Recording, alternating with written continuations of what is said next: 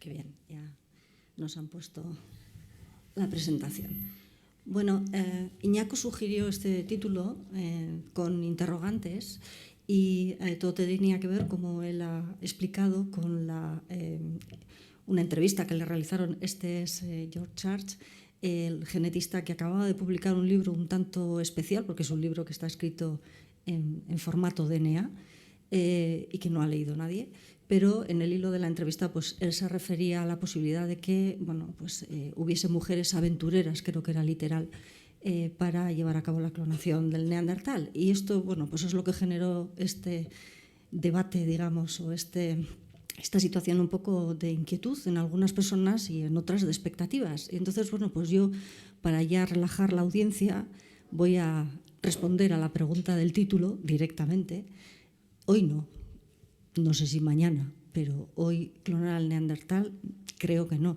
Y mi intención en esta charla es brevemente al menos explicaros por qué creo que hoy no, para contar un poquito cuál es la situación, ¿no?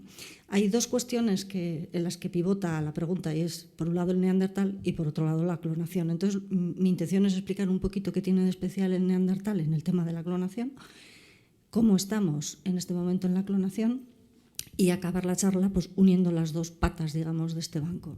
Así que empezando un poco, por el tema de los neandertales, muy brevemente simplemente comentar que la mayor parte de la información que actualmente tenemos pues deriva de los restos que se han ido encontrando en diferentes yacimientos. Aquí a la izquierda tenéis la reconstrucción del esqueleto de un Homo neanderthalensis y a la derecha del Homo sapiens. Y entonces, un poco por comparación, pues se ha establecido que eran musculosos, un esqueleto robusto, la pelvis ancha, extremidades cortas y en lo que tiene que ver con la faz, unos arcos supraorbitarios bastante marcados, una mandíbula un poco en horizontal y mandíbula sin mentón y la frente un poco horizontal. De esta manera, pues lo que se ha hecho ha sido hacer reconstrucciones para morfológicamente pues tener una idea un poco más aproximada de cómo podría ser. Esta es una de ellas, sin más, ¿no? Sabemos también por los restos de los yacimientos que generaban herramientas, entre otras cosas pues para la caza, para despiezar las piezas de animales que cazaban, que vivían en clanes, en grupos, en cuevas, disponían de fuego, e incluso pues cuidaban de sus ancianos y de las personas enfermas del clan, lo cual les dota pues de una humanidad un poquito especial. Por la distribución de los yacimientos también tenemos información de cuál era su territorio. Esta zona marcada en azul es más o menos donde está ubicado, que corresponde a la parte del sur de Europa y el oeste de Asia. Y en base también a las dataciones de esos yacimientos, pues se ha establecido que vivieron aproximadamente hace unos 230.000 a 28.000 años, momento en el que, pues al parecer, se extinguieron, aunque esto es un asunto sobre el que hay cierta controversia. La otra fuente de información que podemos tener es del DNA obtenido a partir de los restos óseos que, como veis, pues están casi fosilizados. Y por experiencias que tenemos ya de trabajar con lo que se llama DNA antiguo. DNA antiguo sería DNA que procede de hace pues varios miles de años, como es el caso del neandertal. Digo que por la experiencia que tenemos sabemos que cuando se trabaja en general con DNA antiguo hay 4 problemas importantes a los que hay que atender, al menos 4. El primero de ellos es que el DNA se degrada, y esto quiere decir que el DNA se fragmenta, se hace pedazos pequeñitos. Y esta degradación además es proporcional al tiempo que haya transcurrido desde que ese organismo ha fallecido. Además, sabemos también por experiencias previas que por problemas químicos esas moléculas de DNA sufren cambios en la secuencia, también proporcional al tiempo que ha transcurrido desde la muerte del organismo. Esto que llamamos se introducen mutaciones. Tenemos además constancia de que hay una fuerte contaminación de DNA microbiano cuando hacemos una extracción de DNA de antiguo. Hay mucho DNA microbiano que ha ido colonizando esos restos. Y finalmente, el último problema es la contaminación de las propias personas que manipulan las muestras, DNA humano moderno, que en el caso del neandertal es especialmente preocupante porque los dos genomas se parecen mucho y esto dificulta tremendamente el diferenciar la secuencia del humano moderno de la del neandertal. Para que os hagáis una idea, por trabajos que se han realizado en las últimas décadas sobre el DNA, uno de ellos, que es el que he recogido en la figura, estimaba que el 94% del DNA que obtenía era contaminante. Digo solamente para que tengamos en cuenta que estos problemas a veces son difíciles de evitar. Bien, me interesa haceros ver que un poco el DNA que se obtiene de estos restos de neandertal, ¿qué es exactamente? Porque esto va a tener mucho que ver con la clonación. El DNA que se ha obtenido, ha habido varios trabajos que se han realizado. Probablemente el más completo que tenemos hasta el momento es un borrador del genoma que se publicó en el 2010 y que se realizó en base a las muestras de DNA que se obtuvieron a partir de esos 3 huesos que tenéis ahí a la izquierda. Y que, como veis, pues ya de entrada parece que la calidad del material pues no es para echar cohetes. Y efectivamente, porque lo que se obtiene en ese DNA son fragmentos muy pequeñitos, de 100 a 500 nucleótidos, y los colores lo que representan es que la contaminación por diferentes DNAs. En gris se representa lo que sería DNA microbiano, que es mayoritario. En rojo, potencialmente DNA de los que han manipulado las muestras. Es verdad que se tuvo muchísimos cuidados, digamos, para evitarlo al máximo, y obviamente también habrá DNA de neandertal, pero me interesa que veáis que lo que tenemos no son moléculas de DNA, no son cromosomas. Lo que tenemos son fragmentos que se secuencian y que luego se hace una tarea de puzzle, de tal manera que se van buscando zonas de solapamiento en la secuencia de un fragmento con otro para intentar establecer cuál es la lista de nucleótidos que en principio estarían en el DNA original. Es decir, no hay una molécula de DNA biológica, sino que es una construcción informática, es una construcción teórica de cuál sería la secuencia que hipotéticamente tendría ese genoma. Supuesto que hayamos acertado, que tampoco esto está tan claro porque de momento al menos el borrador ya se sabe que tiene muchas zonas que no se han podido reconstruir la secuencia, hay muchos huecos y además os recuerdo que arrastramos mutaciones y que no podemos saber exactamente cuáles son porque no tenemos con qué compararlo. Una de las informaciones que se ha obtenido de estos estudios de DNA, ha habido varios, pero uno de ellos también creo que es importante traerlo a colación para el tema de la clonación, y es que comparando la secuencia del neandertal con la del Homo actual, pues se ha establecido que en las poblaciones actuales no africanas hay una aportación pequeña, pero no despreciable, entre el 1 y el 4% de algo que parece que sería genoma neandertal. Y esto digo que es importante porque fijaros que esto quiere decir que probablemente hubo cruzamientos, hubo reproducción entre ambos grupos, entre el Homo sapiens y el Homo neanderthalensis, y además hubo descendencia fértil. Y esto, pues de alguna manera lo que indica es que al menos no se cumple el concepto de especie como concepto teórico de grupos que no tienen reproducción fértil entre ellos. Así que, pues esto tiene su implicación también en el caso de la clonación.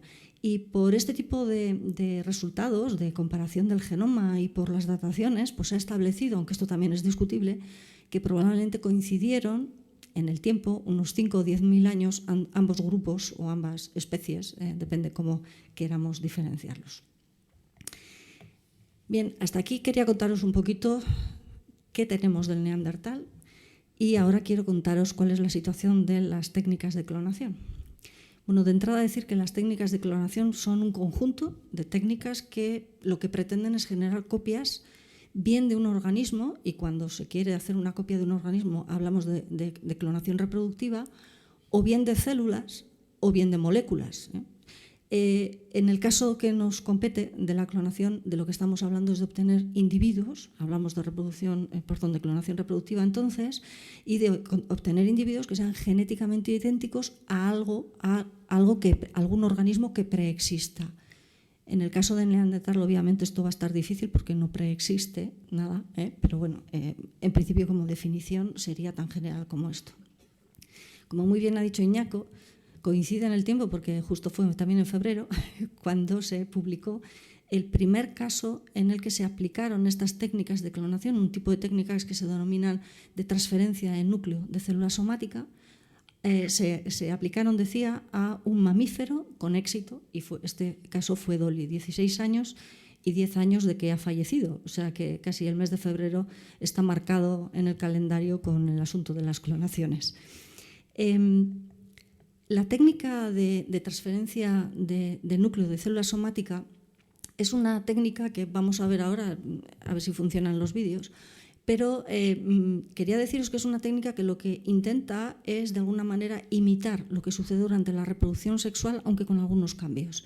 En una reproducción sexual tenemos un gameto femenino, que es el ovocito, un gameto masculino, que es el espermatozoide, y durante la reproducción lo que sucede es que ambas células se fusionan y dan lugar a la primera célula del siguiente descendiente.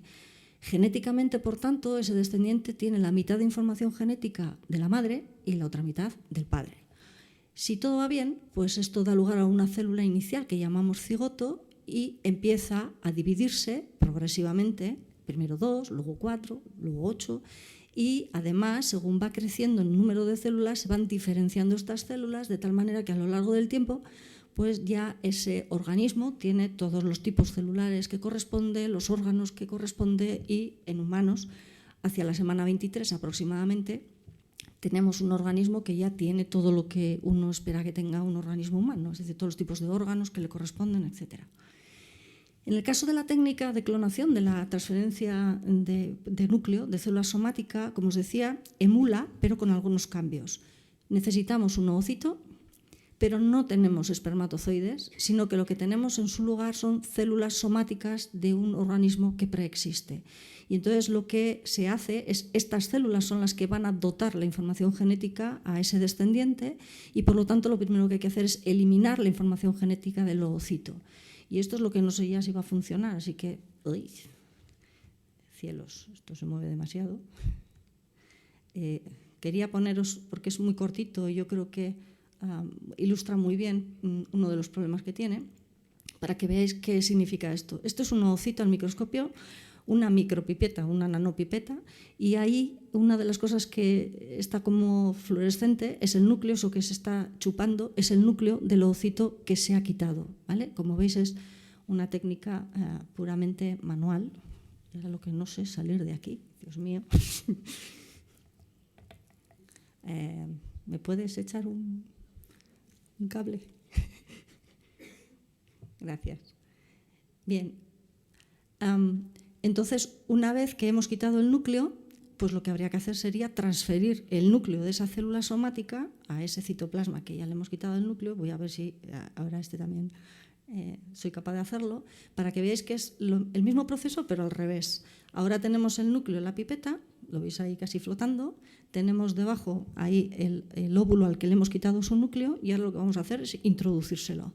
Como veis, esto es bastante chapucero, en el sentido de que, bueno, pues lo que veis ahí se rompe, en fin, pasan cosas, pero bueno, es lo que tenemos. Bien, una vez que se ha producido esa transferencia, pues con suerte, quizás en alguna ocasión se obtenga una célula que empiece a proliferar y que vaya dando 2, luego 4, etcétera, y quizás, y con un poco de suerte, empiece a diferenciarse las células, y quizás si lo implantamos en un útero de un organismo hembra que esté pseudopreñado, digamos, hormonado, pues quizás con un poco de suerte podamos tener la aparición de un organismo. En este caso es un ratón, simplemente para ilustrar que, como voy a decir esto, como no se ha hecho en humanos, pues hombre, vale para otro tipo de animales mamíferos. El proceso de clonación en este momento tiene una tasa de eficiencia bajísima. Se estima que, dependiendo de la especie, estamos entre el 0,1 y el 3% de eficiencia. Pero además, incluso aunque haya un nacimiento, en muchas ocasiones estos organismos obtenidos por este sistema tienen severos problemas de salud. Tienen órganos anormalmente grandes, patrones de expresión de genes que no corresponden con los obtenidos mediante reproducción sexual. Incluso los cromosomas son de diferente tamaño de lo que uno esperaría, en ocasiones más grandes, a veces más cortos. Y en general lo que se dice es que esta tecnología tiene una tasa muy elevada de abortos espontáneos y de mortalidad perinatal. Quizás por eso y también por los problemas éticos que ocasiona su potencial aplicación en humanos, todas las legislaciones y convenciones internacionales actualmente prohíben la realización de este tipo de técnicas en el caso de humanos. No hay, y además no tenemos ninguna evidencia real, no hablo de personas que digan, sino evidencia real de que se haya producido ni siquiera un experimento tentativo para la aplicación de estas técnicas en humanos. Sí tenemos alguna aplicación, pero la verdad es que también es muy limitada en número, alguna aplicación de este tipo de tecnologías con un objetivo bien diferente, que no es la obtención de un organismo, sino la obtención de células con intención terapéutica. Esto es horizonte, todavía no está aplicable, pero el horizonte es tener la posibilidad de obtener células que sean genéticamente compatibles con alguien que pueda tener alguna patología y que la reintroducción de esas células pues ayude a encontrar una cura. Por ejemplo, típicamente se pone el caso de Parkinson y la posibilidad de reimplantar neuronas. Me voy acercando ya al neandertal y os voy a poner otro caso para utilizarlo de ejemplo que también ha saltado a los medios de comunicación en los últimos meses, y es la posible clonación del mamut. Es un caso bastante parecido, solo que este es todavía más sencillo, podríamos decir, aunque dentro de su dificultad, porque se ha dado la situación de que ha aparecido un individuo de mamut, que es este pequeñito que aparece ahí arriba a la derecha, que está en muy buen estado de conservación en cuanto a que los restos biológicos estaban congelados, y entonces tiene a priori es un material que no tiene tan mala calidad.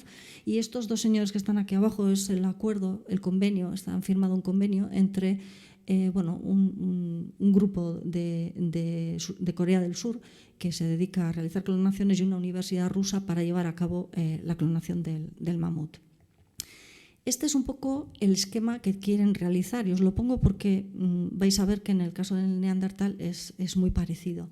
Ellos, como os decía, disponen de un mamut que estaba congelado en el permafrost, y lo que quieren hacer es conseguir establecer cultivos de células. No está nada claro cómo van a poder hacer esto, pero bueno, ellos quieren intentarlo.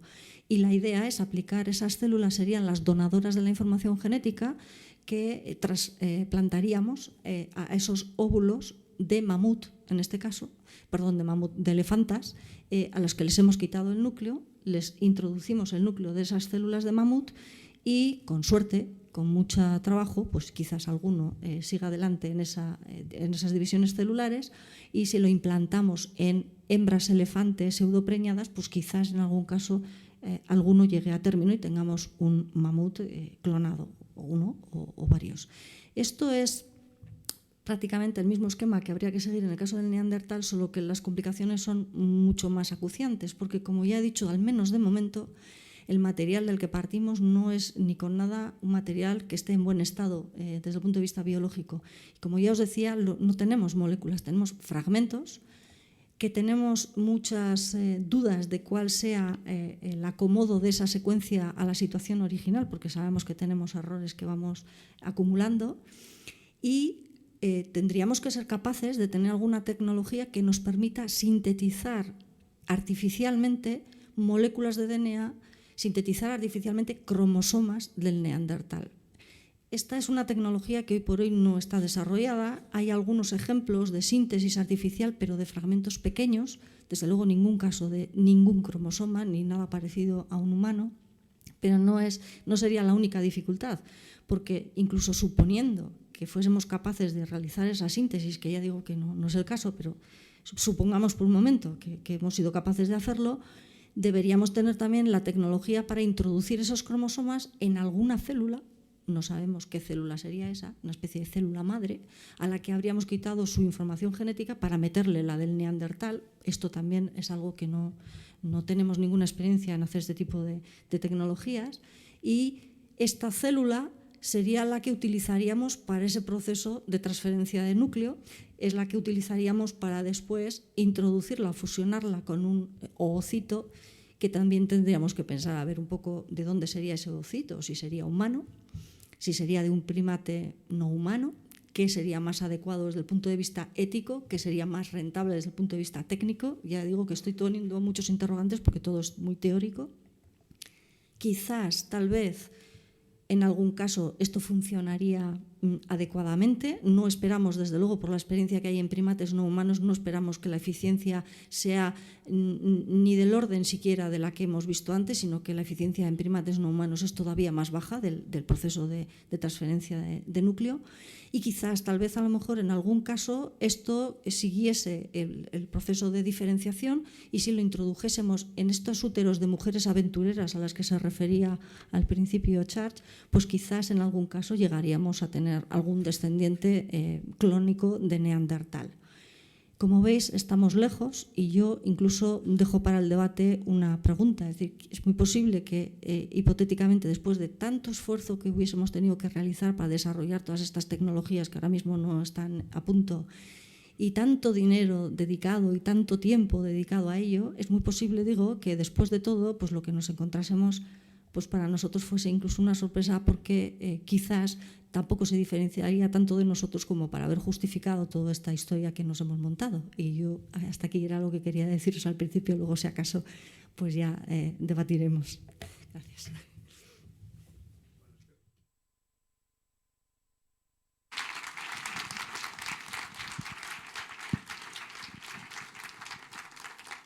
Eskerrik asko, Ana.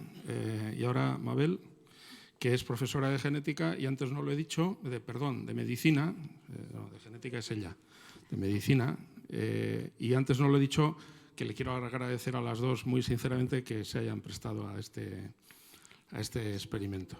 Es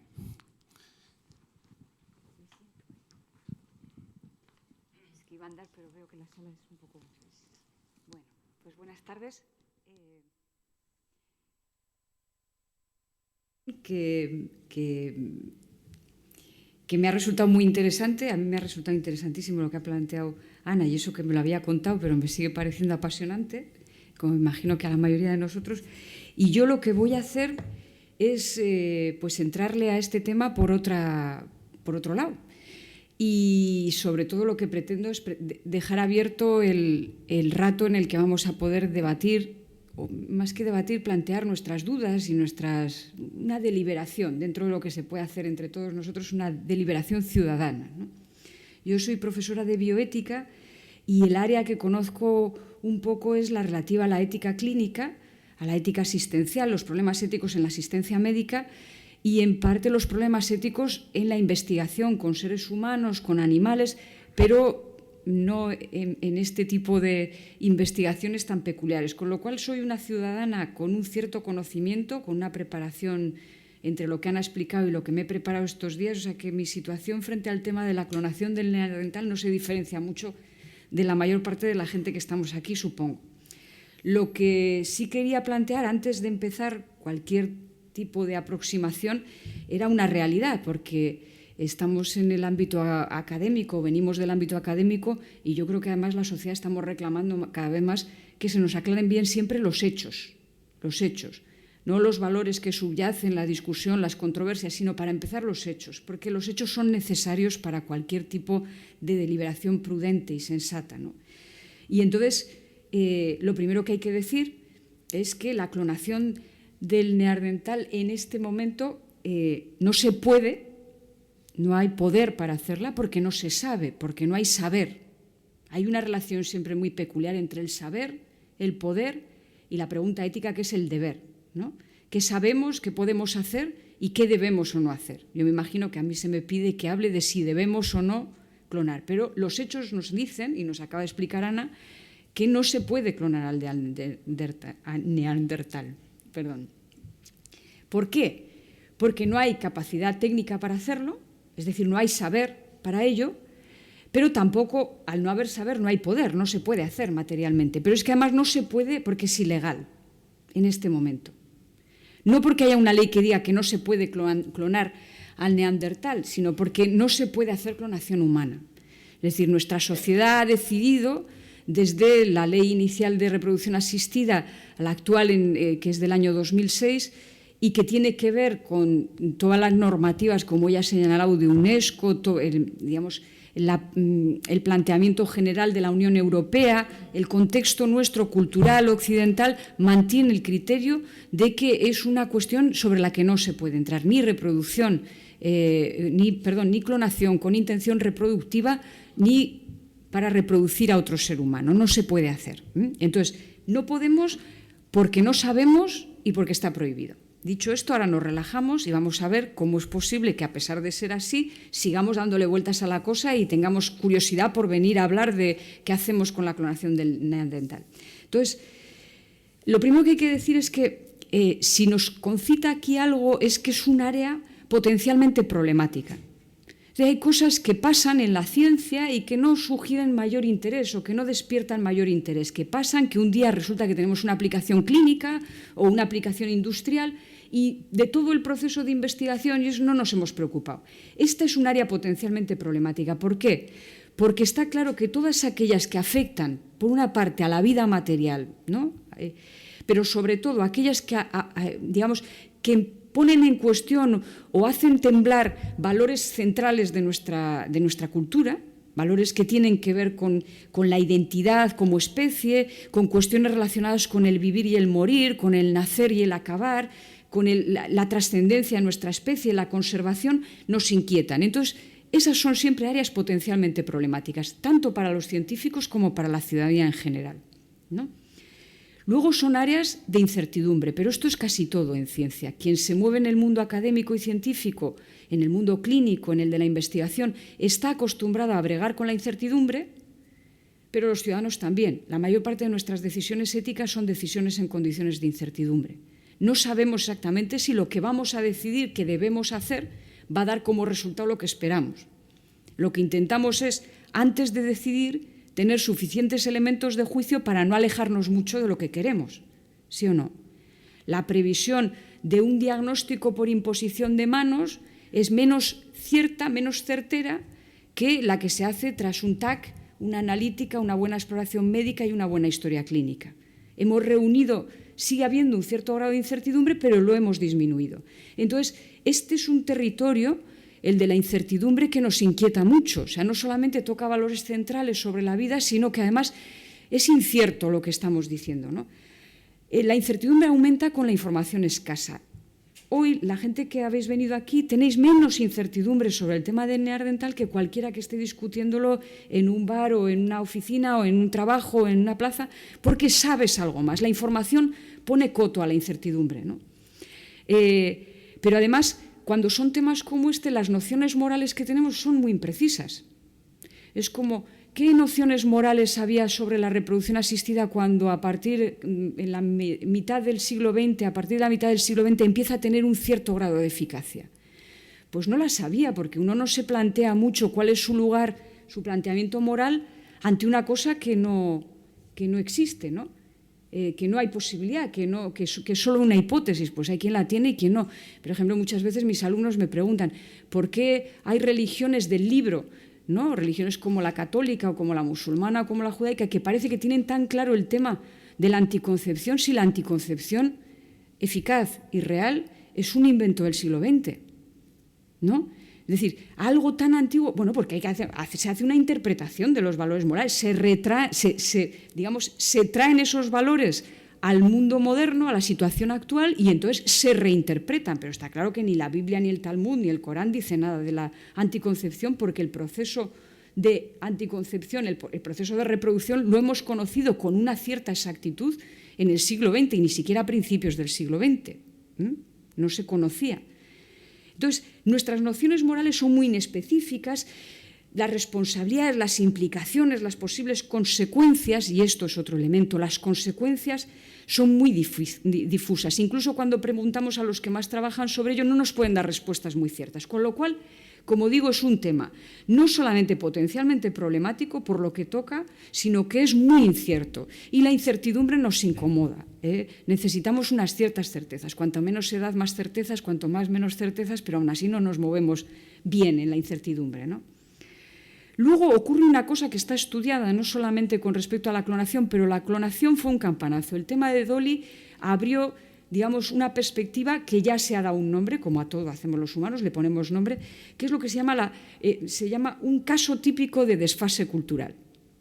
Tiene un nombre en inglés que suena más interesante, pero es un desfase cultural. Es decir, se produce un decalage, un lag entre pensar lo que podía ser y lo de que de repente una mañana nos despertamos y se puede hacer. Por ejemplo, Dolly fue una sorpresa para parte del mundo científico, pero para la ciudadanía fue tremenda, porque fue pasar de la ciencia ficción directamente a la realidad. La idea de clonación atraviesa la literatura, nuestros arquetipos, un montón de cosas, pero era una idea fantástica. Era una ilusión, era una fantasía. De repente una mañana nos desayunamos con que unos tíos han clonado una oveja y se produce un desfase, porque, lo que digo, de repente nos despertamos diciendo, ¡ay, es posible! Era una fantasía, es posible, ¿no? No todo el mundo le llega esta información. Pensad que cuando hablamos de todo esto entre nosotros estamos hablando del mundo occidental, del 7% de la población mundial, de un parque temático en el mundo. Hay mucha gente que no sabe que está clonada una oveja y que estamos en estas cosas de clonar. Mucha gente, muchos ciudadanos, muchos seres humanos en el planeta, pero nosotros sí. Y se produce ese desfase cultural. Es decir, como en el desfase horario de los aviones, y por eso tiene ese nombre, hay un periodo de acomodo que es muy incómodo. Tenemos muchos síntomas de malestar. Y hay gente que lo lleva fatal, le dura meses. Y hay gente que ni siquiera viaja para no tener estos desfases. Porque bueno, pues imaginaos esto como impacto cultural, como impacto psicológico, no solamente como individuos, sino como grupo social, ¿no? Esto es importante. Y entonces aquí empiezan unos estudios que se hacen, empiezan en los años 90, finales de los 90, en los albores del siglo XXI, tenía ganas yo de decir esta frase, pues en los albores del siglo XXI, pues tenemos ya unos datos sobre lo que es la percepción social de las cuestiones relativas a la clonación, que son trabajos muy interesantes porque no son datos extrapolables, por lo menos se han hecho con suficiente población parecida a nosotros para poder decir que hay percepciones que podemos tomar como base, por lo menos, ¿no? Entonces, los estudios que hay sobre la percepción social de la clonación, los que se hacen durante todo este periodo de finales de los 90, principios del 2000, primera década del 2000, señalan que hay mucha relación, como era de sospechar, entre el grado de conocimiento y el criterio o la opinión formada o no menos formada sobre la clonación. Digamos que a más conocimiento y más divulgación científica, a más rigor del debate, a más clarificación de los valores en conflicto, pues no solamente en el tema de la clonación, sino en todos, aparecen dos cosas que son muy importantes, que son un impacto en las políticas públicas y un impacto en las regulaciones. Es decir, cuando los temas saltan a la palestra y hay una parte de la población que se preocupa por el tema, que publica, que se inquieta, que tal, responden, y no al revés, responden los poderes públicos, se empieza a hablar y además se habla de una regulación, que no es solamente una regulación normativa, sino que es una regulación sobre la práctica de la investigación. Quiero decir, señalo esto para decir que probablemente estamos viviendo todos el momento en el que la clonación empieza a estar en el ojo, bajo el foco, no solamente de la inquietud ciudadana, sino de las políticas públicas y tal, y de ahí la legislación, etcétera, etcétera. La clonación suscita muchas diferencias cuando se refiere a clonación animal o humana. De hecho, en general se puede decir que hay una aceptación más allá de lo esperable en la clonación animal y hay un rechazo casi mayoritario en la clonación humana. Esto nos lo señalan los estudios. Pero en ambos casos aparece una característica, es que cuando el objetivo, la finalidad que se plantea de la clonación, entre las muchas alternativas que se le plantean a la gente, son para reparar un daño, hay una posición más positiva, tanto en animales como en humanos, contando que en humanos prácticamente el 90% de la población está en desacuerdo con que se investigue sobre clonación, así dicho en términos generales.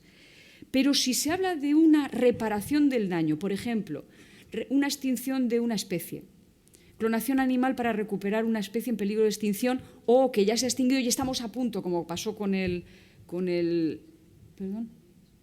ibis, el bucardo, esto es, una cabra montesa de ese tipo, vamos, de esa especie, ¿no? Ahí hay como una especie de deslizamiento porque es para la reparación de un daño.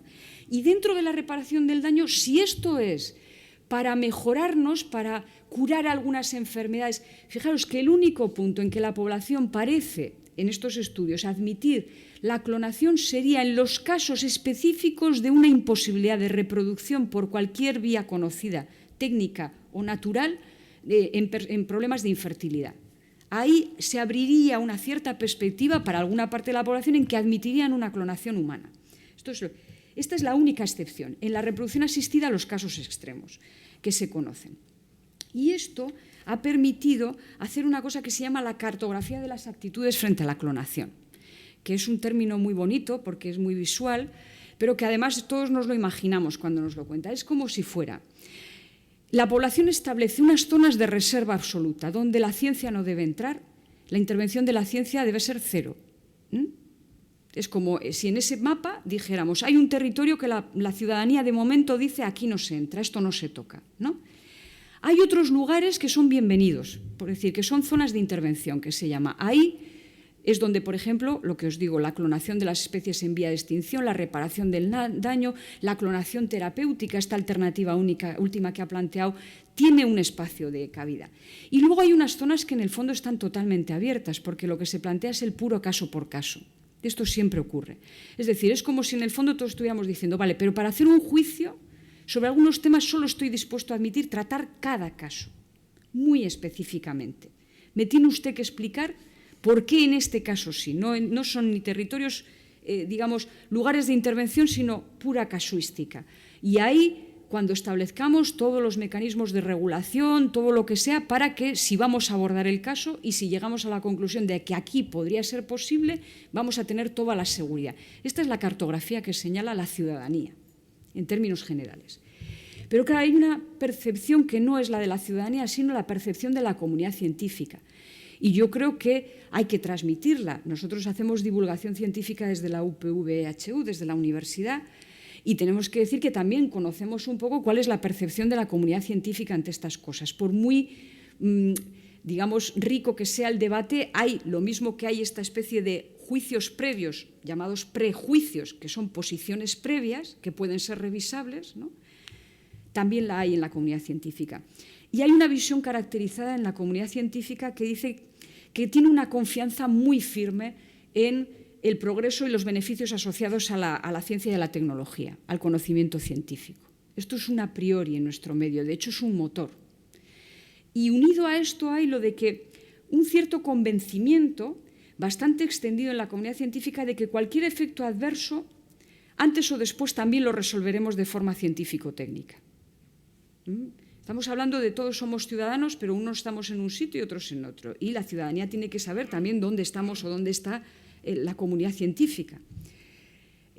La naturaleza es un espacio a conocer. Somos grecolatinos, judeocristianos también, pero grecolatinos. Y entonces lo del desvelamiento, entender la naturaleza, su funcionamiento, sus leyes, sus pautas, el conocimiento, lo que digo, una cosa es saber que la reproducción tiene que ver con ciertas actividades sexuales y otra cosa es conocer de verdad dónde está el ADN, el gameto, el ovocito. Es desvelamiento, ¿no? Necesitamos, no es solo tradición, es desvelamiento. Y entonces, en ese desvelamiento hay siempre una tendencia a pasar del conocimiento al control y del control al dominio.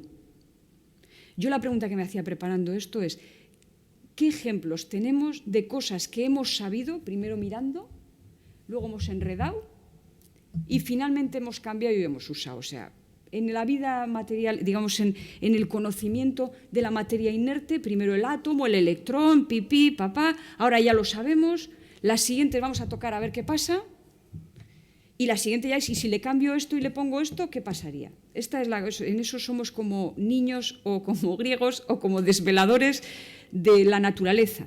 Lo que pasa que de ahí al dominio, es decir, ese paso, ese tránsito a veces no está claro, ¿no? Es si lo nuestro es un puro saber o es un saber que va ligado al dominio. Digo, en el orden en el ámbito de la comunidad científica. Luego hay otra cosa que esto tenemos que tenerlo en cuenta a la hora de hacer la valoración moral. Y es que la ciencia, la tecnociencia, nosotros hacemos ciencia, pero hacemos ciencia y tecnología, la tecnociencia siempre ha procurado mantenerse en lo que se llama la neutralidad axiológica. Es decir, aquí no hay valores que estén en juego. Nosotros estamos para saber, para conocer. Y entonces, no en la conducción de la investigación, que nos hemos hecho muy conscientes de que hay valores, cómo hay que investigar con seres humanos, proteger al ser humano, pedirle permiso, no hacerle daño. Es decir, tenemos una consideración moral sobre el procedimiento, por decir así. Pero en relación con los objetivos, con las políticas científicas, con las consecuencias sociales de nuestra investigación, la comunidad científica siempre pide una distancia, que se llama neutralidad axiológica. Hay que hacer como a lo bulillo, hay que incitarle un poco para que se defina, porque si no tiende a hacer su función y ya está. O sea, que no penséis que va a ser de la comunidad científica donde va a surgir el gran debate moral sobre los objetivos, porque el científico siempre tenderá a decir que esto es una cuestión, digamos, de otro orden. La neutralidad axiológica entendía en ese sentido. Luego, una cosa que hay que recordarla, porque estamos en tiempos de crisis y va a salir el tema de la inversión, del dinero, de tal. Pensar que nosotros en el ámbito científico hoy en día hay casi una perfecta equivalencia entre prestigio y valor social. Y esto, que parece una tontería, a veces tiene muchísimo peso. Es decir, ¿quién es recordado dentro de su comunidad científica, dentro de su sociedad? Pues si no me equivoco, Dolly tiene algo que ver con Escocia, ¿no? Sí, y a que lo sabemos casi todos. Y es Europa, y no es Estados Unidos, ¿no? Es decir, hay algo en el conocimiento y en el avance ligado al prestigio y al que las sociedades también promueven. Y esto quiere decir, vamos a gastar el dinero en tener más Nobeles que van a tener una gran función social o que van a dar prestigio a nuestra comunidad.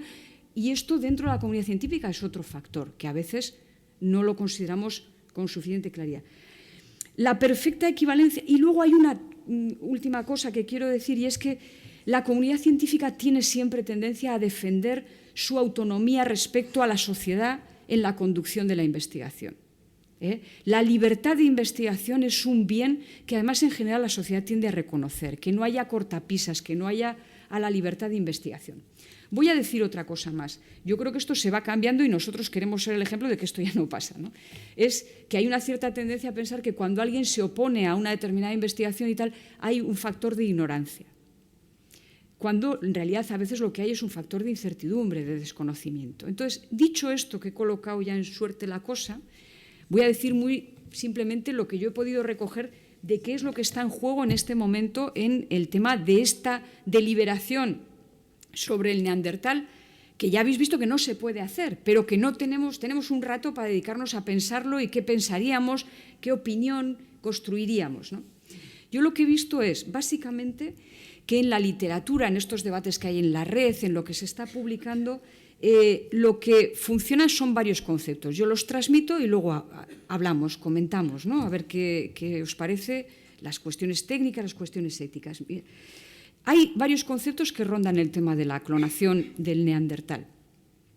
Uno es el llamado principio de precaución, que supongo que muchos de vosotros habéis oído hablar, que es que desde hace mucho tiempo, y sobre todo desde la llamada pérdida de la inocencia con la energía atómica, con los experimentos de nazis, etcétera, es decir, esta neutralidad axiológica, por lo menos en la actividad investigadora ya no nos la creemos, y actuamos por precaución, poniendo veto a determinadas investigaciones cuando los riesgos no son ponderables, cuando corremos demasiados riesgos. Y entonces lo que hacemos es aplicar el principio y ralentizar la investigación cuando no pararla. Ha habido investigaciones que literalmente se han parado ante la posibilidad de no poder predecir, de no poder limitar la incertidumbre. Esto es lo que se llama el principio de precaución y yo creo que nos educamos en ello y hay, digamos, un conocimiento general. Es fácil de explicar. Sé prudente. Si no sabes muy bien qué va a pasar, no lo muevas, ¿no? Un poco, no lo muevas hasta saber más, hasta no reunir más hechos, más datos en otro ámbito, en el ámbito, digamos, de la simulación o de lo que fuere. Luego está el tema del respeto a la dignidad. Neandertal humano, Homo sapiens cercano, mezclado o no, estamos hablando, como he dicho antes, de valores esenciales. Y esto, en fin, es una cosa que nos preocupa. ¿Qué puede pasar con este sujeto si algún día llegase, qué haríamos con él, en qué se convertiría. Entonces, hay todo un tema relativo al respeto a la dignidad. Hay un tema relativo a la utilidad. ¿Para qué? Que me acuerdo que fue una pregunta que cuando empezamos a discutir es ¿para qué? ¿No? Y ahora veremos que para qué depende cuáles sean los fines. Hay un tema relativo a la responsabilidad, que continuamente es hacer cosas sin saber cuáles van a ser sus consecuencias, sin tener previsión, y volveríamos al principio de precaución. Luego hay otros aspectos que parecen más colaterales, que tienen que ver, como he dicho, con los costes, con la crisis, con qué esta sociedad, hacia dónde decide orientar su investigación, con qué fines. Para toda la sociedad, eso suponen inversiones, qué vamos a promover y si esto es un elemento sobre el que vamos a dejar, por decir así, nuestro dinero, nuestro empeño, nuestro tiempo, el tiempo de nuestros investigadores, etc. Luego hay un factor que aparece como una especie de idea moral, pero muy imprecisa, que es lo de jugar a Dios, jugar a dioses. Lo veréis en muchísimas discusiones, y si este tema sigue estando en la palestra, que será bueno que esté, mucha gente apelará a no jugar a ser Dios. Esto es una discusión que ya lo tuvieron los franciscanos, los dominicos, el que ha visto, el que ha estudiado estas cosas, que seguro que hay mucha gente que sabe mucho más que yo, pero por apelar a un conocimiento común, el nombre de la rosa, cosas de este tipo, donde se discutía si la naturaleza ha de dejarse como está o si Dios nos dio la inteligencia para co-crear, ¿no? La co-creación, que se llama, para seguir manejando la naturaleza, porque nuestra inteligencia, que también es de carácter divino para quien tenga estas creencias, nos permite hacerlo, somos capaces de hacerlo. La discusión del juego a Dios entra siempre en un territorio donde no se suelen aclarar muchas cosas, porque es una cuestión también de creencia. Y luego está otro tema que lo habréis visto en otras cuestiones, como la interrupción de embarazo, así que es el estatuto del embrión, que es cuál es el nivel de protección que debemos a todas estas fases que ha explicado Ana. Es decir, como ciudadanía, sabiendo que son que son gametos humanos, o casi, o lo que sea, y de ahí pasamos por todos, mórula, tal y cual, nosotros como ciudadanía, ¿qué obligaciones nos generamos con respecto a la protección de esto? ¿No? Tenemos muy claro que a un bebé lo vamos a proteger totalmente, tanto que no le vamos a dejar decidir por él mismo muchas cosas, las vamos a decidir bajo tutela hasta sus 18 años, ¿no? Pero no tenemos el mismo nivel de obligaciones, no nos hemos generado el mismo nivel de derechos y deberes dependiendo del estadio del desarrollo. Entonces tendríamos un neandertal blastocisto, preembrión, embrión, feto, neonato, adolescente, adulto, anciano y demenciado, si es que hiciéramos entre las muchas posibilidades, y fallecido, para ver qué hacemos luego con sus restos. O sea que nos tendríamos que plantear todo esto. Pero, dicho esto, que es muy general, diré que en el debate yo lo que he podido encontrar es que los valores en conflicto que realmente nos colocan ante como ¿qué hacemos? Son básicamente tres, que yo creo que compartiremos todos. Uno es que es un valor muy importante en nuestra sociedad no hacer daño. Es más, cuando no sabemos cómo hacer el bien, siempre tenemos claro que no hemos de hacer daño. Esto atraviesa toda la humanidad. No hagas a los demás lo que a ti te gustaría que te hicieran, es también la base de otro criterio, que es el primum non nocere. Lo primero, no perjudicar.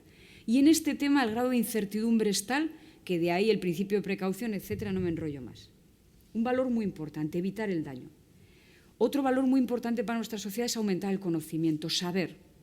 La nuestra es una sociedad en la que los individuos queremos saber, queremos aprender, conocer, y por lo tanto el no hacer daño y el conocimiento a veces entran en conflicto y hay que deliberar para ver qué cursos de acción tomamos para no cargarnos uno u otro valor. Y hay un tercer elemento que es muy debatido, pero que hay que pensarlo porque es un valor, que es la perfectibilidad o el mejoramiento. Nosotros, salvo las fantasías de seres infrahumanos o suprahumanos, en general queremos que los individuos sufrir poco, padecer, curar las enfermedades, vivir una vida buena, y esto supone que sin empeños en ser superwoman y supermanes, sí queremos que la gente viva mejor y curar las enfermedades y prevenirlas y tal. Y es verdad que en el discurso sobre el neandertal aparecen cuestiones relativas al conocimiento de incluso sus capacidades cognitivas, que ya sería ver si un individuo, por el hecho de proceder de ese genoma, las puede desarrollar. Sobre la inmunidad, sobre las organizaciones, es decir, en la literatura, en las previsiones, sí que hay no solamente un conocer, sino que nos pueda enseñar. No deja de estar más que dentro del mundo de la fantasía. Pero los valores sí que son muy claros y son compartidos. No hacer daño, ¿no? Aumentar nuestro conocimiento y mejorarnos como seres humanos y como especie. Entonces, pues yo hasta aquí puedo contar. Yo he abierto estas perspectivas y si os parece en el debate pues abrimos una deliberación para ver qué pensamos, porque vuelvo a decir, de momento no se puede.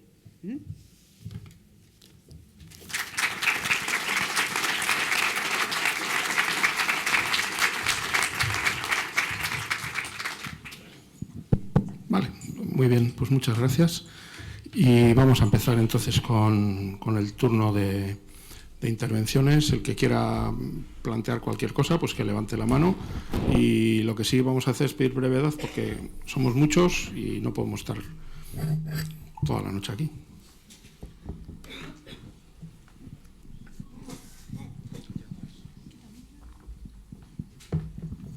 Hola, buenas tardes. Los núcleos en la clonación que se introducen en el ovocito pueden ser de cualquier tejido o tienen que ser, o sea, de un tejido concreto. No, en principio se han hecho experiencias en animales mamíferos.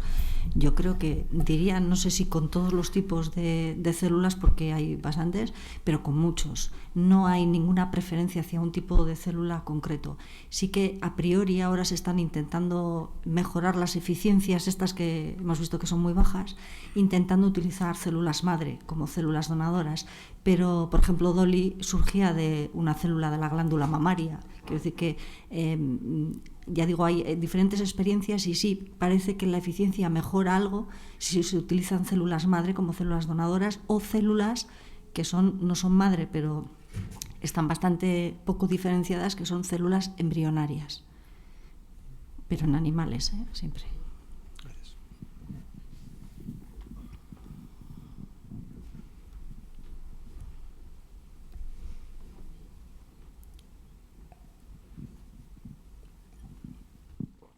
Buenas tardes. Quiero hacer dos cuestiones. Una referente a uno de los principios bioéticos que nos ha mencionado, que es el principio de autonomía individual. En consecuencia, ¿qué entidad, en el caso hipotético de que fuera posible dicha clonación, qué entidad tendría este neandertal como persona? ¿Estaría integrado en nuestro sistema de derechos como personas o no? ¿Tendría su capacidad de libre decisión cuando llegara a su edad adulta o no? Y el segundo es referente al sistema inmune. ¿Cómo respondería el sistema inmune de una especie extinta hace miles de millones de años con respecto a las enfermedades actuales? Empiezo yo. Bueno, lo que planteaba cuando hablaba del tema de la dignidad, de lo que se discute, de todas las cosas que he hecho una aproximación para conocer más o menos qué es lo que se hablaba, en realidad esta es una de las cuestiones. Es decir, toda investigación con seres humanos, es decir, en que los seres humanos somos sujetos de investigación, requieren de cuestiones como que se valore que no se nos puede hacer daño, más daño del beneficio esperable. Esto sería que no se puede aplicar una técnica metodológicamente incorrecta, que tenemos que tener una capacitación, pero que además que el sujeto de investigación tiene que consentir a poder ser investigado. Y además que el sujeto de investigación tiene derecho a la privacidad, a retirarse cuando quiera de la investigación, etcétera, etcétera. Claro, todo esto es imposible plantearlo que lo vamos a preguntar a alguien aún no nacido todavía, ¿no? Y además no tiene nadie que le tutele, por decir así, con lo cual la tutela de aquello que está por venir es una tutela de la que supuestamente nos hacemos cargo la humanidad, la ciudadanía como tal. Y en esto lo que implica es que sería un sujeto de derechos y obligaciones exactamente igual que el resto, por su configuración humana. Claro, al decir, como ella ha explicado, que eran sujetos que tenían unas ciertas habilidades y que tenían, como parecía que había un logos, ¿no? Y una forma de organización social, lo que lo aproximamos es a la humanidad. Por lo tanto, por analogía, los trataríamos... Es que, claro, tampoco estamos hablando de una cuadrilla, estamos hablando de aquel que surgiera, pero efectivamente tendría que aplicarse todo exactamente igual. No hay ninguna razón. De hecho, con los animales, con los primates, y hay otros como Marta que sabe más que yo de estas cosas, que diría, lo que hacemos es, en la medida que en la escala filogenética más se aproximan a nosotros, aunque no sean estrictamente sujetos de derechos, porque tampoco son sujetos de deber, nosotros por lo menos por ahora, nos hemos obligado a actuar de una determinada manera con ellos, ¿no? En la que no permitimos ni provocarles mucho sufrimiento, ni utilizarlos para determinados experimentos, etcétera, etcétera. Nos hemos puesto límites, o sea que se supone que en este caso aplicaríamos eso a la máxima potencia, que es como en el estudio de humanos o como en el trato a los seres humanos, ¿no? Sería contradictorio que fuese de una especie no muy clara, ¿no? La inmunidad, tú. Bueno, de la inmunidad la verdad es que la cosa está un poco en dos polos. Por un lado hay quienes defienden que el sistema inmune de Neandertal, por algunos trabajos que se han hecho puntuales a nivel genético, analizando un poco cuál es la estructura de los genes implicados en la inmunidad, parece que tiene un sistema inmune con alguna diferencia al menos con nosotros, ¿no?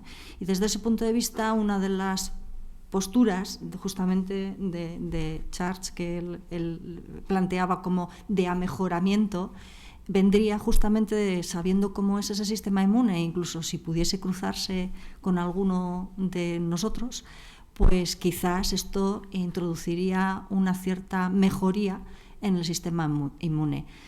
Hay otros, en cambio, que lo que proponen es que esto tiene bastante poco sentido, porque una de las hipótesis sobre la posible extinción está justamente relacionada con la posibilidad de que se hubiese tenido que enfrentar a unas patologías probablemente infecciosas que no hubiese podido resistir, digamos, y que hubiese sido ese uno de los motivos. Pero la verdad es que de todo esto no sabemos nada, así que no deja de ser una teoría interesante, pero nada más. Así que en cuanto al sistema inmune, la verdad es que yo no tengo las cosas ni medio claras y me imagino que el resto tampoco mucho más.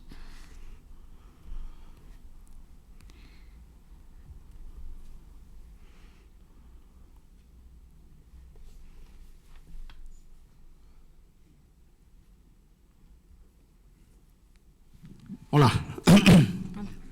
Buenas tardes. Haciendo una suposición, que no sé si va a ser muy frívola, muy aventurada, o bueno, vamos a suponer que estamos ya en el momento que lo hemos conseguido, no sé si dentro de 2 años, 100, 200, no tengo ni idea. Me surge una curiosidad que puede parecer un poco chiste, pero ¿por qué habría que empezar por el Neandertal? A clonar un ser humano. ¿Por qué no? No sé, si pudiéramos hacerlo en la UPV, yo elegiría clonar a Messi, por ejemplo. Mucho más interesante, desde luego. Bueno, a ver, fuera parte de la risa, ¿no? La pregunta es buena, porque evidentemente si estamos dispuestos a asumir que tampoco, y quizás estamos hablando de especies distintas, entonces de lo que estamos hablando es de resucitar, con comillas, lo de resucitar, pero traer a la vida un grupo o algún representante de un grupo humano que ya pues no existe desde hace mucho tiempo. Por la misma razón podríamos clonar a los cromañones o a los de la Edad Media, y desde luego desde el punto de vista técnico pues muchos menos problemas íbamos a tener, eso casi seguro. Y sin embargo nada de esto nos lo planteamos, entre otras cosas porque tampoco nos planteamos el que me clonen a mí, por ejemplo, que no soy Messi, pero bueno, igual estoy interesada en ello. No, es una broma, no para nada, ¿no? Pero quiero decir que no nos lo planteamos, yo creo que, entre otras cosas, por muchas de las que Mabel nos ha hablado, y de entrada porque, bueno, sería temerario hacerlo. Yo creo que en lo de la intención de clonar al Neandertal hay una cierta debajo asunción de que sería, en caso de ser un humano, de una condición inferior. Y esto es un axioma que desde luego es muy discutible, pero yo creo que en el fondo quienes están por la tarea de realizar la clonación del Neandertal parten de ese supuesto. Y no sé, creo que desde luego clonar a Messi sería mucho más sencillo y además tendría más utilidad seguramente que clonar al Neandertal.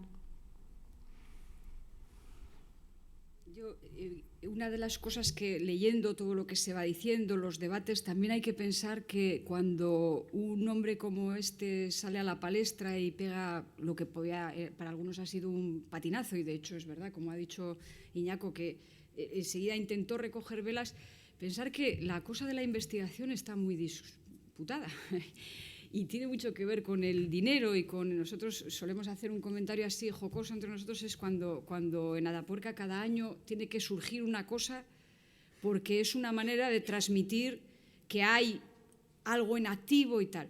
Yo creo que todos entendemos que tener el genoma del neandertal para poderlo comparar con el actual, con tal, es algo que despierta la curiosidad, que probablemente nos iluminaría sobre aspectos de cómo ha sido el cambio para los estudiosos, ¿no?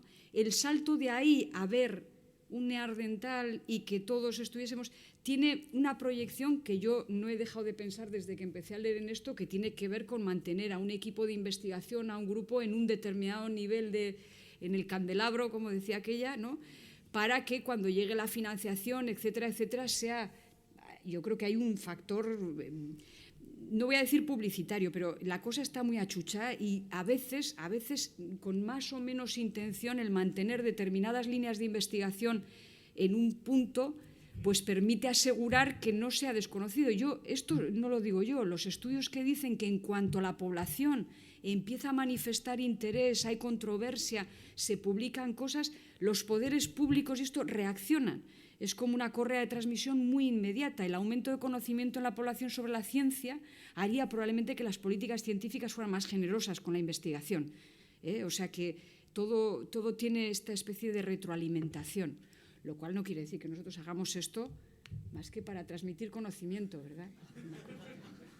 Yo quería añadir, porque antes me he referido a que el motivo por el que se le hizo la entrevista a este investigador fue que acababa de publicar un libro, bueno, por llamarle libro, porque supuestamente tiene un contenido, pero ya digo que no lo ha leído nadie porque está escrito en moléculas de DNA.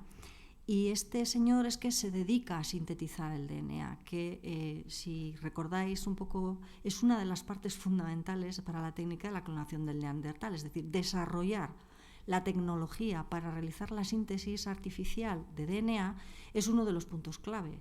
Y desde mi punto de vista, este señor lo que está haciendo es reivindicar la importancia de lo que él hace en su vida dentro de algo que a todos nos impresiona mucho y nos genera mucha preocupación. Y esto es otra manera de subrayar lo importante que es el trabajo que hace él.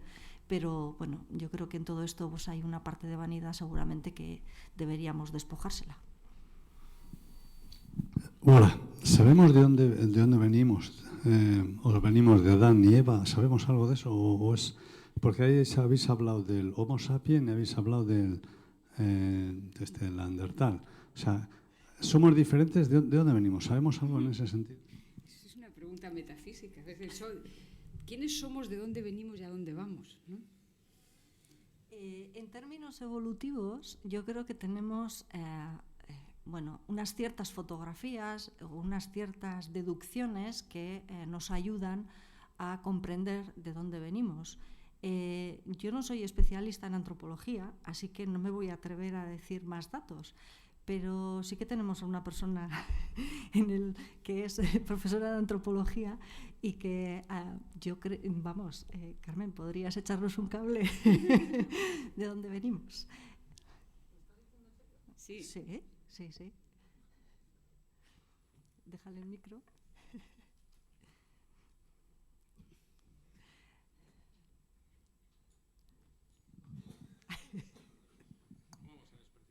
No vamos a desperdiciar esta oportunidad. Ya que tenemos Yo, por aquí... resumir la respuesta, diría que venimos básicamente de África.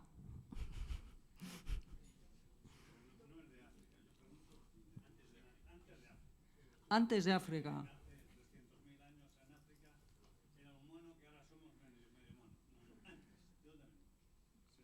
Antes de los monos.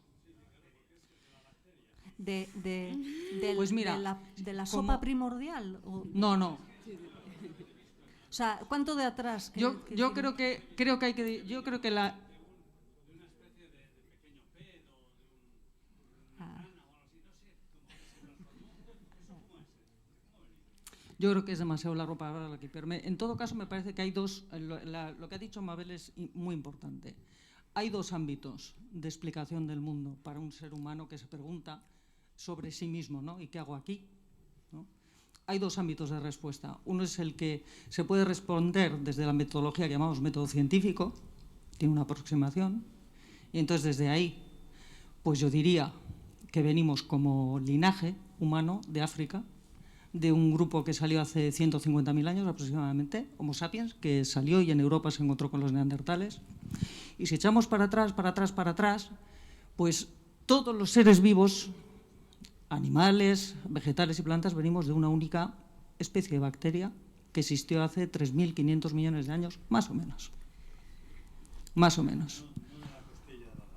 No, porque de hecho hay un ensayo muy interesante que no sé si usted lee en euskera, pero si lee en euskera se lo recomendaría, que defiende la idea bastante lógica que hubo un error de traducción y que el hueso del cual venía la mujer no era la costilla, sino el hueso pénico de Adán, que no lo tiene.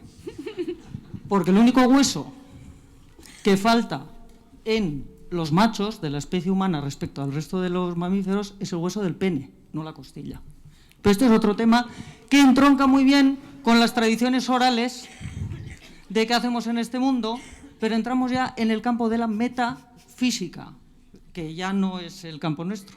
Yo, si se trata de ir hacia atrás, digo, porque la parte humana, yo ahí sí que no me atrevo, y ya que estaba Carmen, pues le agradezco mucho que haya intervenido, pero si vamos hacia atrás, a ver, hay no solamente teorías, sino bueno, pues experimentos realizados, de forma que la vida, entendida como vida celular, como célula, porque no olvidemos que los organismos, todos los organismos que conocemos en este mundo, nos organizamos en base a un sistema básico que son las células. Pues en principio hay experiencias realizadas en laboratorio, de manera que en determinadas condiciones ambientales es posible que aparezcan moléculas complejas y es posible que estas moléculas se organicen, se autoorganicen y con cierto grado de complejidad y de ayuda es posible que lleguen hasta formar estructuras que son similares a las células hoy, que es decir, en condiciones artificiales, se puede más o menos recrear. Y desde luego hay muchas, bueno, la cantidad de bibliografía sobre el tema es inabordable, probablemente sea el tema que más se ha abordado en la ciencia, todo lo que tiene que ver con cómo explicamos a partir de esos inicios de forma de vida celulares, cómo se puede explicar la aparición de todos los organismos, que compartimos un montón de cuestiones, como por ejemplo que todos los sistemas funcionan igual celularmente, todos tenemos moléculas de DNA o de RNA que llevan la información, esa información se transmite a otra molécula que se llama RNA y eso se traduce a proteínas y los sistemas, los idiomas, digamos, en los que se hablan todas estas moléculas, se reconocen entre todos los organismos, entre bacterias, entre humanos, es decir que sería muy difícil de explicar que esa coincidencia exista si no admitimos que hay un origen común. Y hasta ahí puedo leer. Hola, buenas tardes. ¿Cómo podemos controlar que un laboratorio en alguna parte del mundo no esté intentando, por ejemplo, clonar un ser humano? ¿Cómo se controla eso? Pues no se puede controlar, porque lo que cada uno hace dentro de su casa es muy difícil de controlar. Lo que sí ocurre es que normalmente este tipo de prácticas necesitan una dotación económica importante y esa dotación económica tampoco podemos evitar que alguien la realice a título particular, pero lo habitual es que dotaciones económicas importantes no vengan, digamos, de personas particulares, sino que sean, pues, o gubernamentales, y entonces lo que sí podemos saber es que ningún organismo está dispuesto a subvencionar este tipo de estudios. Pero ya digo, no podemos asegurar que esto no esté sucediendo. Tenemos una especie de moneda que nos ayuda y es que en ciencia nadie es nada si no es en función de lo que publica.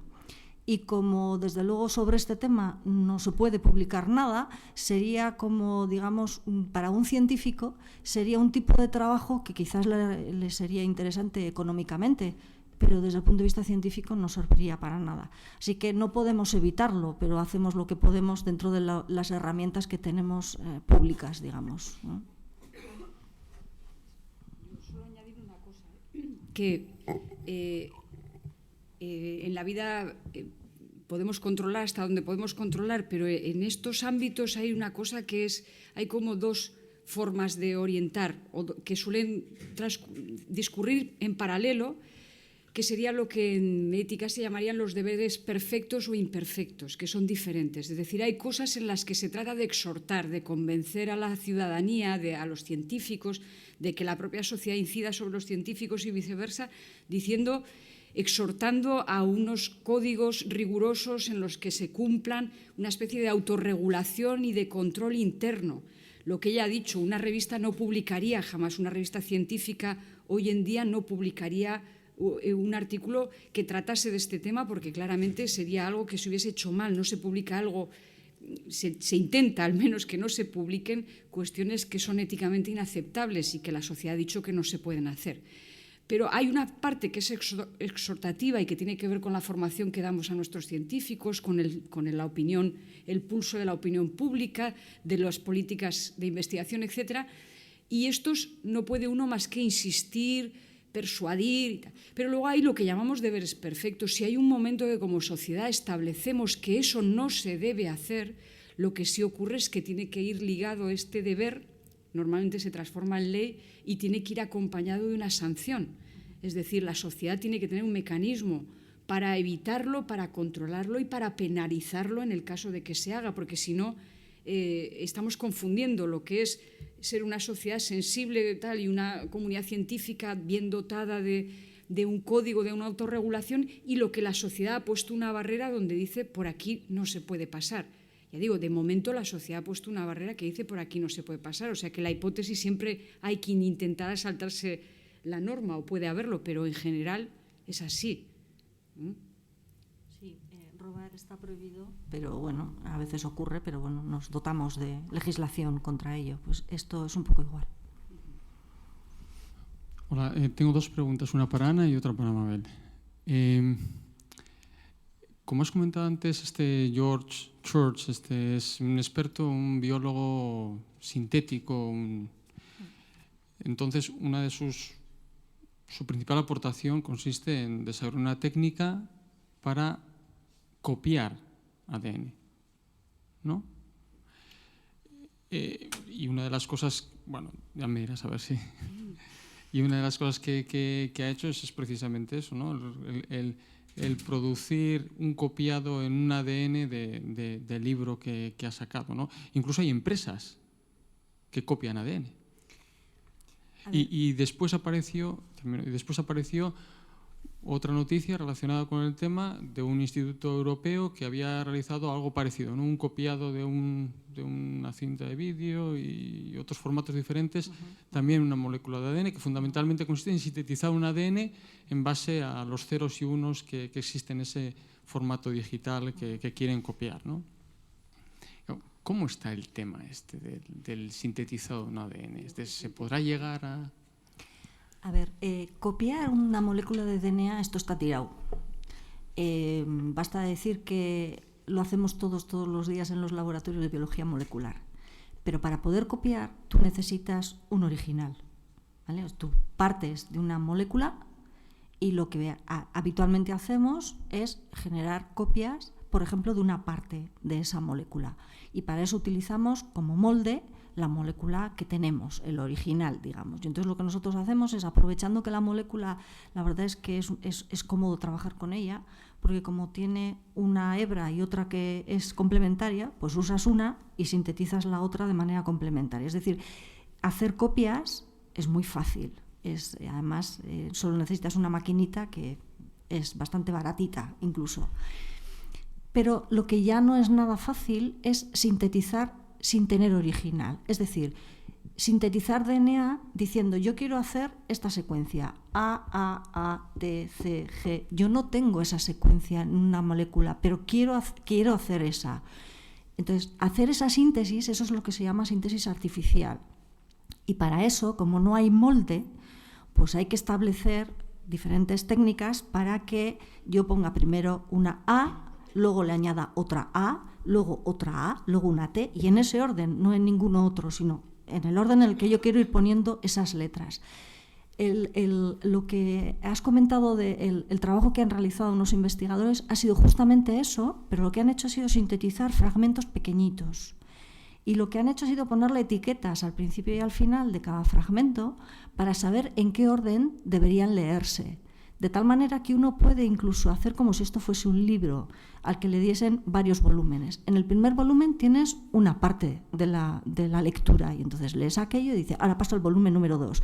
Y así vas haciendo en fragmentos pequeñitos, pues tienes la oportunidad al menos de hacer una lectura. Claro, en el DNA hay 4 nucleótidos. Y en informática hay 2 dígitos, ceros y unos. Y entonces la manera en la que están planteando, y ahora me gustaría aprovechar además para decir cuál es la ventaja, la manera en la que están planteando hacer esto es decir, vale, pues si tenemos 4 nucleótidos, 2 de ellos que sean el 0 y los otros 2 que sean el 1.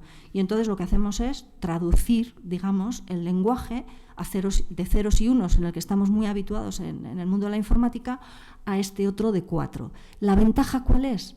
Que esto cuesta muy poco dinero mantenerlo, cuesta muy poco sitio, porque se pueden tener, los que se dedican a ello hacen estimaciones, se pueden tener millones de bytes de información en un tubito muy pequeño y que en un congelador abulta poquísimo. Y además esto podría ser leído por nosotros, pero también por las generaciones venideras de una manera muy sencilla. Y además es un tipo de material, digamos, que no está sometido a un proceso de degradación como el papel, por ejemplo. Y entonces, bueno, pues lo que están intentando es hacer ver las ventajas como sistema de comunicación de utilizar moléculas de DNA como soporte de información, digamos. Pero aun siendo muy interesante la oportunidad, yo insisto en esto, de momento solo somos capaces, pero esto obviamente con tiempo variará, de sintetizar cortos fragmentos de moléculas. Para Mabel, con respecto al principio de neutralidad que has comentado antes, que trata un poco de regular la neutralidad axiomática, o sea, el principio de precaución, ¿no? ¿Existe una entidad global que determine ese principio de precaución o son entidades locales los que lo determinan? Y si son entidades locales, ¿qué grado de efectividad tiene? Porque en definitiva la ciencia pues es universal. Hay 2 cosas. Una que he dicho es la neutralidad axiológica, el planteamiento o algo que subyace en la comunidad científica es esta neutralidad axiológica, que es decir, yo me puedo preocupar de que haya cuestiones éticas en cómo hago la investigación y si trato bien al animal, al ser humano, si hago correctamente, si tengo metodológicamente bien diseñado el proyecto y no cometo errores, no hago falsedades, no le tango el trabajo a otro, todo ese tipo de cosas que son de orden moral. Pero luego, en lo que tiene que ver con la finalidad de la investigación, en el uso posterior, hay un cierto distanciamiento siempre en la comunidad científica de yo no soy responsable. Todos sabemos, el fenómeno más conocido fue el de la bomba atómica y los escritos de Einstein diciendo hasta qué punto es responsable aquel que desvela algo que es puro conocimiento en la aplicación posterior. Esto ya hoy es insostenible. Hemos tenido suficientes pérdidas de inocencia tanto en el mundo de la biología como en el de la medicina, como en el de la física, etcétera, para saber que no existe tal neutralidad, porque somos científico-técnicos, aplicamos la ciencia a la técnica y por lo tanto es que casi no se hace ciencia que no tenga finalmente un horizonte de aplicación, ¿no?, para la humanidad. Entonces será buena si nos da cosas buenas, será mala si hace mal a la humanidad o al medio ambiente o lo que fuere. Esto es con respecto a la neutralidad axiológica. Con respecto al principio de precaución, que yo no te podría decir con fecha porque tengo muy mala memoria, pero el principio de precaución tiene mucho que ver con otra perspectiva que es también un valor moderno, que lo tenía Toro sentado pero que lo hemos recuperado hace poco, para el que hemos estado ciegos, que es lo que se llama la sostenibilidad, ¿no? Es decir, el ser capaces de que lo que hagamos no produzca daños irreparables, quizá no para nosotros, pero sí para las generaciones venideras, hasta esa perspectiva. Entonces, la idea es lo que algunos llaman la tercera generación de derechos, después de los derechos de libertad, o sea, el derecho a la libertad, a la vida, a la integridad, y después de los derechos de igualdad, a la sanidad, tal, hay unos derechos que se llaman de tercera generación, que están por venir, que no sabemos si llegarán, cómo nacerán, si será un parto sangriento, como otras revoluciones, ¿no?, en la que lo que estamos pensando es qué hacemos, qué estamos haciendo ahora que puede afectar a nuestra descendencia, a los no nacidos, ¿no? Si ya es difícil pensar en los que ya estamos aquí, entonces tanto el principio de precaución como todo esto se basa en este parámetro. Y no es una cuestión de qué comunidades, sino que es como decir, ¿la libertad es patrimonio de alguna comunidad o es...? Lo que pasa que luego su aplicación, pues en el mundo occidental y en otros ámbitos de nuestro planeta son diferentes. Pero digamos que la sostenibilidad, el principio de precaución, el no hacer nada sin tener en cuenta las consecuencias inmediatas, medias y futuras, es un principio que prácticamente... pues desde empieza, al principio era hippie, ¿no? Años 60, 70, y hoy es un criterio que no hay, digamos, grupo sensato, sea político, sea civil, que no plantee que hay que tenerlo en cuenta, ¿no? No sé si te he respondido.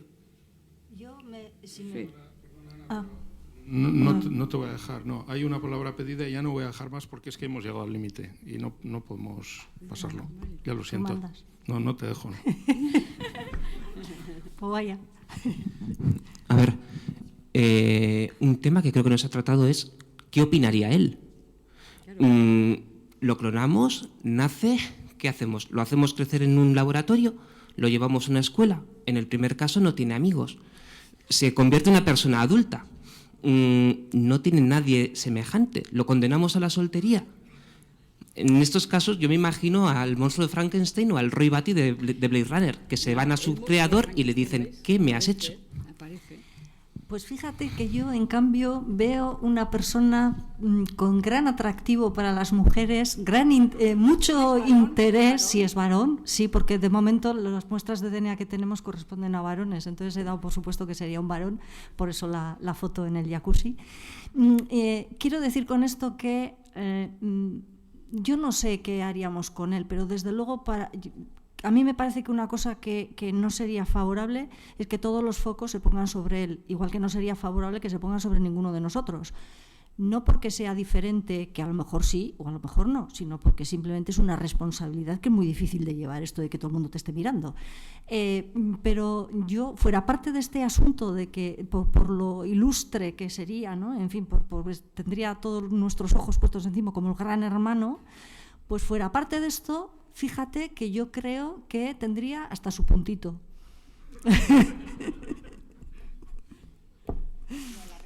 Yo creo que sí que se ha comentado al principio, sería un sujeto de derechos y probablemente de deberes también. O sea, quiero decir que no podríamos hacer una consideración como si fuese alguien ajeno a la humanidad. Pero pensar que con los niños y en la investigación con niños y cuando nos encontramos con personas con determinadas patologías, con tal, tenemos que actuar con muchísima sensibilidad y mucho cuidado para no convertirlos en sujetos anómalos, ¿no? Hay una película fantástica, si no la habéis visto, que es la del hombre elefante, que yo creo que es un poco una muestra de David Lynch, una muestra de qué hemos dicho y qué hemos pensado a lo largo de esta última parte, por lo menos de nuestra historia, sobre esto, sobre esta actuación sobre los seres humanos, ¿no? Ya hemos pensado algo sobre ello y creo que lo evitaríamos, no sería un monstruo de feria ni nada. Es que la previsión es tantos los problemas, tanta la incertidumbre que ahora mismo nos hemos colocado en la posición de absoluta precaución. No se hace, no se intenta, no lo vamos a hacer, no tenemos datos suficientes, no sabríamos cómo tratarlo, ¿no? Venga, Ana, responde a eso otro que te has quedado. Solamente iba a romper una lanza a favor de la comunidad científica, porque si hay algún organismo internacional con capacidad de justamente mantener el principio de precaución, yo creo que es la propia comunidad científica, y no sería la primera vez. De hecho, ya ha ocurrido varias veces en la historia. Cuando se empezaron a desarrollar las técnicas de biología molecular y a generar transgénicos, por primera vez en la vida se aplicó el principio de precaución y se detuvo toda investigación que se realizase con virus, precisamente por los potenciales peligros que esto podría acarrear, y se paralizó toda la investigación en ese ámbito hasta que, por datos indirectos, se pensó que, venga, ahora con estas limitaciones y con estas normas de seguridad podemos llevarlo a cabo de una manera más tranquila. Y ha habido otro momento en que eso también ha ocurrido, y es con los transgénicos. Entonces, si alguna entidad internacional puede hacerlo, aparte de otras, yo creo que esta puede ser la propia comunidad científica. Muy bien, pues muchas gracias.